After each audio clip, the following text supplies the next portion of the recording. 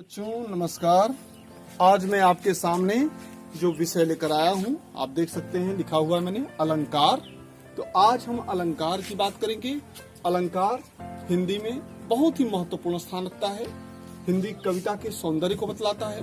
अगर हम इसकी परिभाषा की बात करें तो अलम अर्थात भूषण, जो भूषित करे वह अलंकार है। अलंकार कविता कामिनी के सौंदर्य को बढ़ाने वाले तत्व होते हैं। जिस प्रकार आभूषण से नारी का लावण्य बढ़ जाता है, उसी प्रकार अलंकार से कविता की शोभा बढ़ जाती है। आचार्य वामन के अनुसार जो किसी वस्तु को अलंकृत करे वह अलंकार कहलाता है। जिस प्रकार आभूषण स्वर्ण से बनते हैं, उसी प्रकार अलंकार भी सुवर्ण यानी सुंदर वर्ण से बनते हैं। तो अलंकार कविता के सौंदर्य को बढ़ाने वाले तत्व होते हैं। ठीक है। अब इस अलंकार को पढ़ने के लिए, अलंकार को जानने के लिए हम थोड़ा सा इसके डिटेल में चलेंगे। तो आपके सामने देखिए मैंने लिखा है शब्दालंकार और अर्थालंकार। यानी जब शब्दों एवं अर्थों के जरिए हम कविता के सौंदर्य में वृद्धि करें, जब शब्दों एवं अर्थों के जरिए हम कविता की पंक्तियों में चमत्कार उत्पन्न करें, सौंदर्य की वृद्धि करें, तब वहां पर अलंकार होता है। अब इस तरह से इस अलंकार के दो भेद हो गए, एक शब्दालंकार और दूसरा अर्थालंकार। शब्दालंकार के जो प्रमुख भेद हैं वो है अनुप्रास, यमक और श्लेष। ठीक है। शब्दालंकार के प्रमुख भेद अनुप्रास, यमक और श्लेष। अब शब्दालंकार क्या है? जब हम कविता की पंक्तियों में शब्दों के माध्यम से चमत्कार उत्पन्न करें, सौंदर्य में वृद्धि करें, तो वहां पर शब्दालंकार होता है। शब्दालंकार का पहला भेद आप देखिए, यहां मैंने लिखा भी हुआ है, अनुप्रास अलंकार। यह अनुप्रास अलंकार क्या है? अब इसको समझने के लिए हम थोड़ा सा डिटेल में चलेंगे, थोड़ा सा हम आगे चलेंगे। तो मैं इसको मिटा देता हूं और फिर आगे मैं अब अनुप्रास की चर्चा आपसे करूंगा। ठीक है।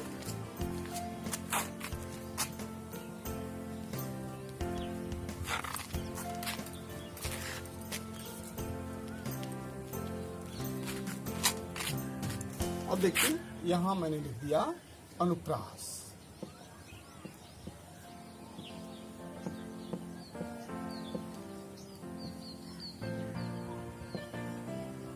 अनुप्रास अलंकार। अनुप्रास अलंकार वह अलंकार होता है जब हम कविता की पंक्तियों में वर्णों की आवृत्ति से सौंदर्य स्थापित करें, सौंदर्य में वृद्धि करें। यानी कि काव्य पंक्तियों में जब देखेंगे आप, एक ही वर्ण बार बार आए, रिपीट हो, वहां पर अनुप्रास अलंकार होता है। जैसे अगर मैं एग्जाम्पल दूं आपके सामने, तो एग्जाम्पल है कि रघुपति। चलिए मैं यही से स्टार्ट करता हूं। पहला एग्जाम्पल देखिए ध्यान से,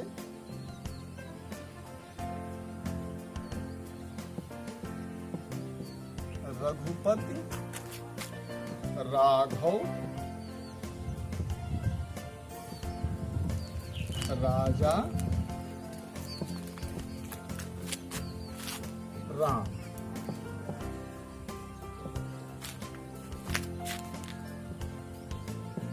पतित पावन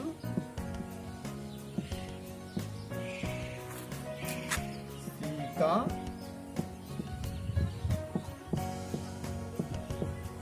राम।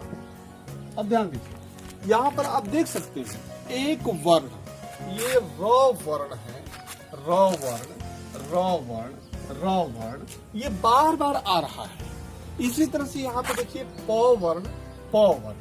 तो इस तरह से र और प की आवृत्ति हो रही है, र और प बार बार आ रहे हैं।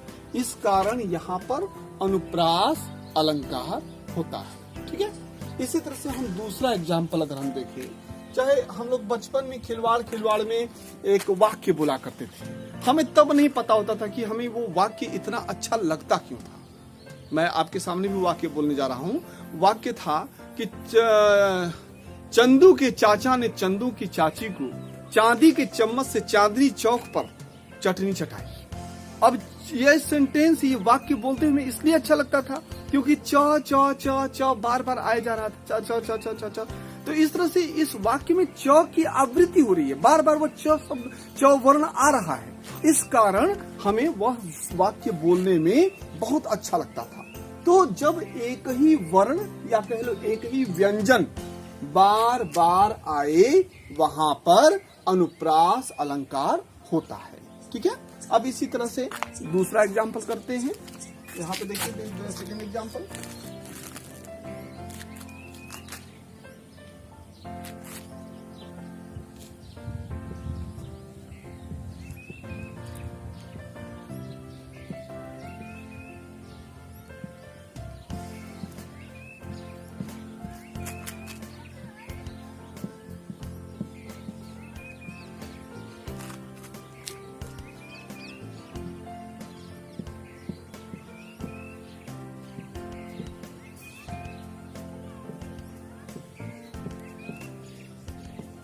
अब ये दूसरा है, मुदित महीपत मंदिर आए।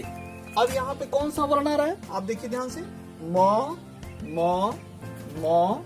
ये म जो वर्ण है ये बार बार रिपीट हुआ है, बार बार आया है। इस म वर्ण की बार बार आवृत्ति हुई है या बार बार यह आया है, तो इस कारण यहाँ पर अनुप्रास अलंकार हो गया। तीसरा एग्जाम्पल हम देखते हैं, तीसरा उदाहरण।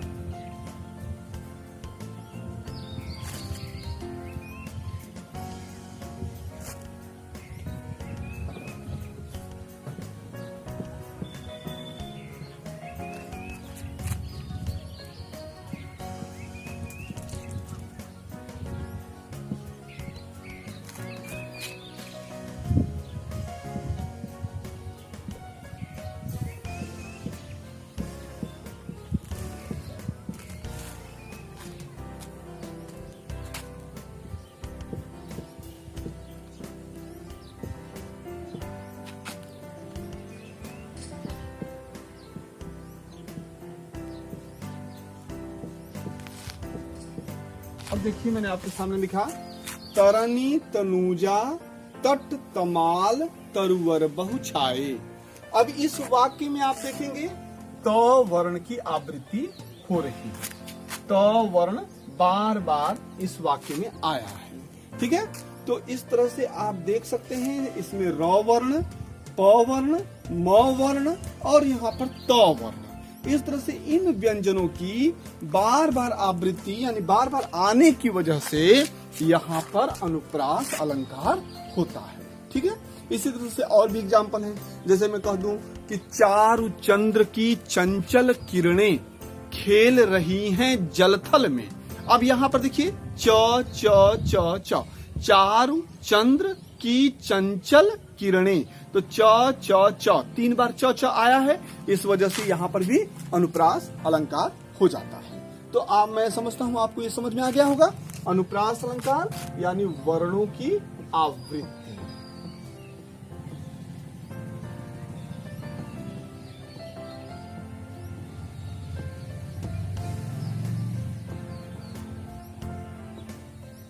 वर्णों की आवृत्ति। ठीक है, तो जब अनुप्रास में वर्णों की आवृत्ति हो, जब एक ही वर्ण बार बार आए तो वहां पर अनुप्रास होता है। उदाहरण देकर मैं आपको समझा चुका हूं। अब इसके आगे हम पढ़ेंगे यमक अलंकार। तो आइए अब यमक अलंकार, इसको मैं मिटा दे रहा हूं।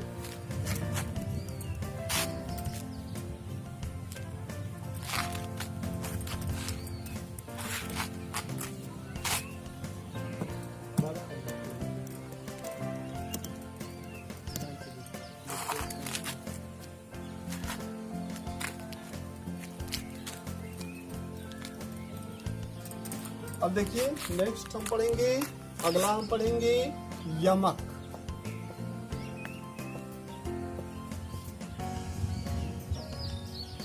यमक का मतलब होता है जोड़ा, मतलब एक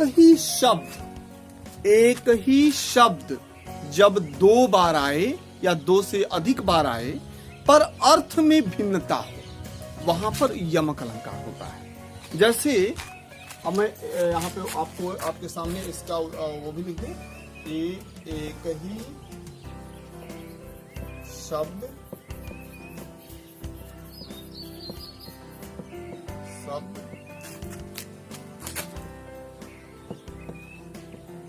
दो बार आए पर अर्थ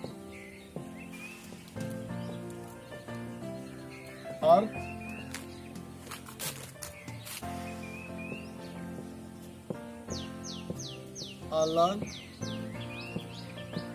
अलग हो। एक ही शब्द दो बार आए पर अर्थ अलग अलग हो तब यमक अलंकार वहां पर हो जाता है, पंक्ति में यमक अलंकार हो जाता है। अब जैसे एग्जाम्पल के तौर पे पहला एग्जाम्पल अगर मैं दूं तो यहाँ पे देखिए मैंने लिख दिया काली घटा का घमंड घटा। अब इस वाक्य में आप ध्यान से देखेंगे तो यहाँ पे देखिए एक शब्द है जो दो बार आया है और वो शब्द है घटा। एक घटा यहाँ, एक घटा यहाँ। इन दो घटा जो शब्द ये देख रहे हैं आप, एक घटा यहाँ एक घटा वहां पे, तो इनके अर्थ अलग अलग हैं। शब्द एक ही है लेकिन अर्थ अलग अलग है। और इस तरह से इस कविता की इस पंक्ति में इसके सौंदर्य में वृद्धि हो रही है। इस पंक्ति के सौंदर्य में वृद्धि हो रही है। कैसे? अब देखिए यहाँ पे घटा, इस घटा का मतलब हो गया बादलों का समूह, या बादल कह लो, बादलों का समूह। और इस घटा का मतलब कम हो जाना। तो यानी कि एक काली घटा जो ब्लैक क्लाउड्स है, जो काले बादलों का समूह है, उसका घमंड घट गया। अब देखिए दो घटा, दोनों घटाओं के अर्थ अलग अलग, इसलिए यहाँ पर यमक अलंकार हो जाता है। ठीक है, दो शब्द आए हैं, दोनों ही बार उनके अर्थ भिन्न भिन्न हो गए, इसलिए यहाँ पर यमक अलंकार। ऐसे ही यमक अलंकार के और उदाहरण देखते हैं। अब देखिए दूसरा एक है कविवर बिहारी की पंक्ति, कनक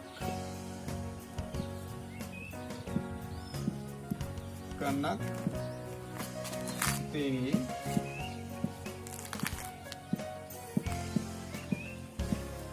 सौ गुनी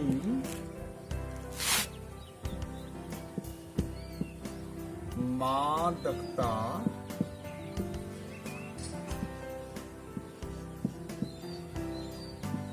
अधिकाय। ठीक है, कनक कनकते 100 गुनी मादकता अधिकाय, या खाए बौराय नर वा पाए बौराय। अब ध्यान दीजिए यहाँ पे मैं वो बाकी की पंक्तियां लिख दूं, या खाए बौराय नर वा पाए बौराय। अब देखिए ध्यान दीजिए यहाँ पे कौन सा शब्द आया है बार बार में। आप देखिए तो आप देखेंगे स्टार्टिंग में ही, यानी पहले ही लाइन में ये कनक जो शब्द है ये 2 बार आया है। अब एक कनक का मतलब हो गया धतूरा। धतूरा बेटा एक विषैला पदार्थ, एक विषैला पौधा होता है, भगवान शिव पर चढ़ाया जाता है। इसमें नशा होता है, इसके फलों में नशा होता है, मादकता काफी होती है और एक मतलब ज्यादा खाने से आदमी की मृत्यु भी हो जाती है, इतना विषैला होता है धतूरा। ठीक है, और इस कनक का मतलब होता है सोना। सोना मतलब स्लीपिंग नहीं, सोना मतलब गोल्ड। ठीक है, तो ये हो गया गोल्ड यानी सोना, और ये हो गया धतूरा। अब कविवर बिहारी क्या करें, कनक कनकते 100 गुनी, यानी कि इस धतूरे से इस सोने में 100 गुना ज्यादा मादकता। मादकता का मतलब होता है नशा, यानी कि इस धतूरे वाले नशे से इस सोने वाले नशे में 100 गुना ज्यादा मादकता है। क्यों? क्योंकि या खाए बौराइनर, इसको तो आदमी खा करके पागल हो जाता है, लेकिन अगर आदमी को सोना मिल जाए तो उसको मिलने से यानी पाने से, इसीलिए देखिए लिखा है वा पाए बौराय, यानी एक को तो आदमी खाने से पागल होता है, लेकिन दूसरा अगर उसे मिल जाए, अगर उसे पा जाए तो उसको पा लेने मात्र से ही वह क्या हो जाता है, पागल हो जाता है। तो इस प्रकार यहाँ पे कनक कनक 2 बार आए हैं, दोनों ही बार इसके अर्थ अलग अलग हैं, इसलिए यहाँ पर यमक अलंकार हो जाता है। आपको समझ में आ गया होगा यमक अलंकार। अब हम नेक्स्ट पर चले, तो आइए नेक्स्ट पर हम चले।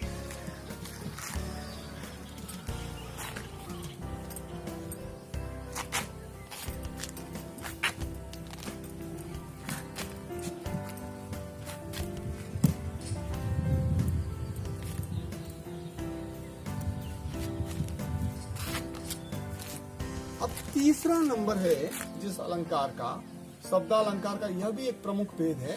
तीसरा है श्लेष।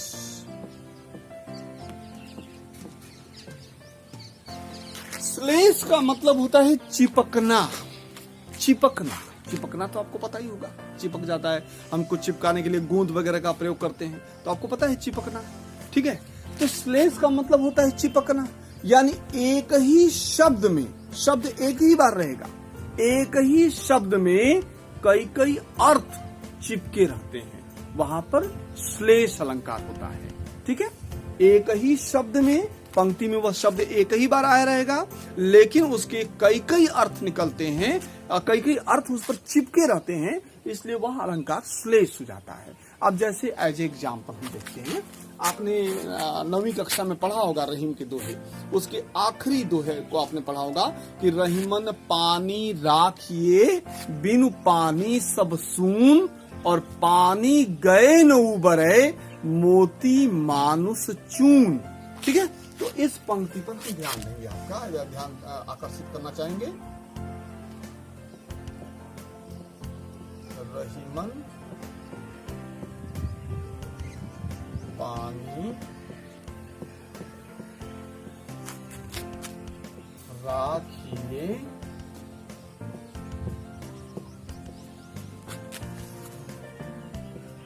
बिन पानी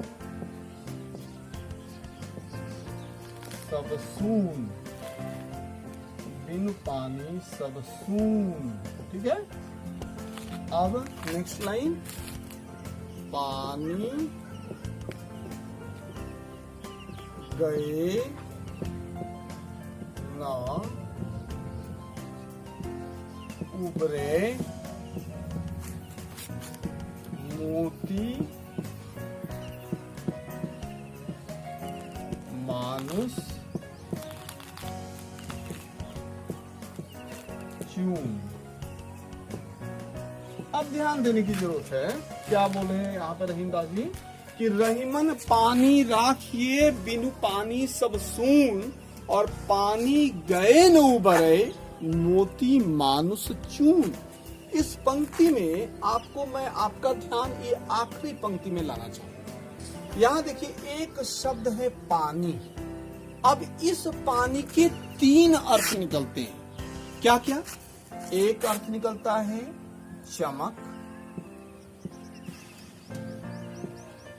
नहीं बोलते हैं कि सोने पर, अरे इस पर सोने का पानी चढ़ाना है, ठीक है। तो वो सोने जैसी जो हम चमक के सेंस में, चमक के संदर्भ में जब हम बोलते हैं, तो वहां पर ये जो होता है पानी उतरवाना, इसका पानी उतरवाना है या पानी चढ़ाना है गहनों पर जब हम करते हैं, तो वहां पर चमक का वो संदर्भ होता है। तो एक का पानी का अर्थ हो गया चमक। दूसरे पानी का, इसी पानी का दूसरा अर्थ क्या हो गया?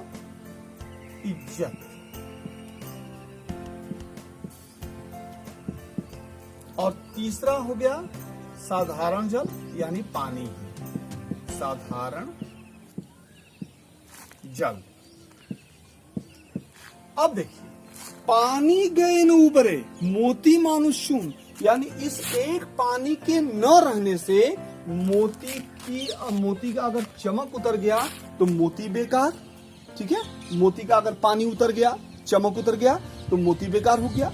मनुष्य का पानी उतरने का मतलब मनुष्य की इज्जत उतर जाना, मनुष्य की इज्जत खत्म हो जाना। और जिस मनुष्य की इज्जत खत्म हो गई वह समाज में रहने के काबिल नहीं रह जाता।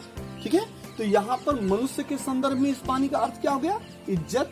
और चून के संदर्भ में इस पानी का अर्थ हो गया साधारण जल। यानी कि चून यानी आटा, आटे में अगर पानी हम नहीं मिलाएंगे, उसको गूंथ ही नहीं पाएंगे, फिर रोटी हम कैसे बना पाएंगे? तो देखिए, मोती, मानुष, चून, इन तीनों के संदर्भ में इस एक पानी के तीन तीन अर्थ निकल गए, इसलिए यहाँ पर श्लेष अलंकार हो जाता है। ठीक है, इसी तरह से हम दूसरा एग्जाम्पल भी देखेंगे। आइए हम दूसरा एग्जाम्पल भी आपको समझाएं।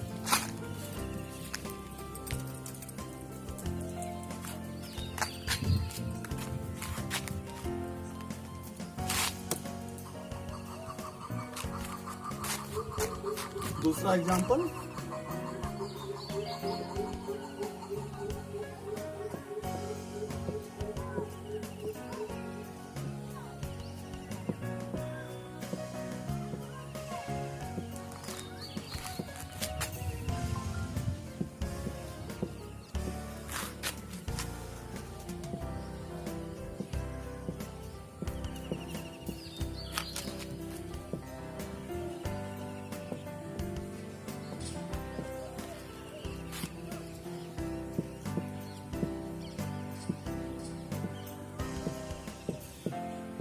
देखिए लिखा है मैंने, सुबरन को ढूंढत फिरत कवि कामी और चोर।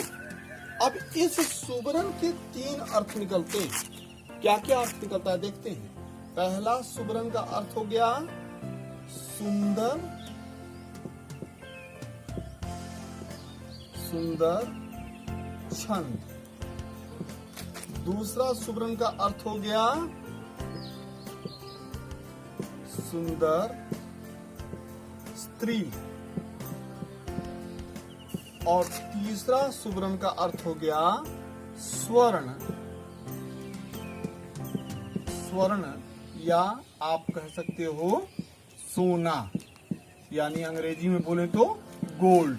ठीक है, तो आप देखिए, सुबरन को ढूंढत फिरत कवि कामी और चोर, यानी कि सुबरन को, सुंदर छंद को ढूंढता है कौन? कवि ढूंढता है। तो कवि के संदर्भ में सुबरन का अर्थ हो गया सुंदर छंद। ठीक है, कामी व्यभिचारी, जो गंदी मानसिकता का मनुष्य होता है, वह क्या करता है? वह सुबरन यानी सुंदर स्त्री को ढूंढता है। और जो चोर है, ठीक है, चोर, चोर क्या ढूंढता है? स्वर्ण यानी कि सोना। तो एक सुबरन, इसके तीन अर्थ निकले। क्या क्या? सुंदर छंद, तीसरा स्वर्ण या सोना। तो इस तरह से यहाँ पर क्या हो गया? श्लेष अलंकार हो गया। एक ही शब्द में तीन तीन अर्थ निकल रहे हैं, तीन तीन अर्थ इसमें चिपके हुए हैं, इसलिए यहाँ पर श्लेष अलंकार हो गया। ठीक है, यहाँ पर श्लेष अलंकार होगा। अब यहाँ तक मैं आज की पढ़ाई समाप्त करता हूँ। शेष भाग जो है अगले वीडियो में मैं आपके सामने लाऊंगा। तब तक आप प्रतीक्षा कीजिए। धन्यवाद।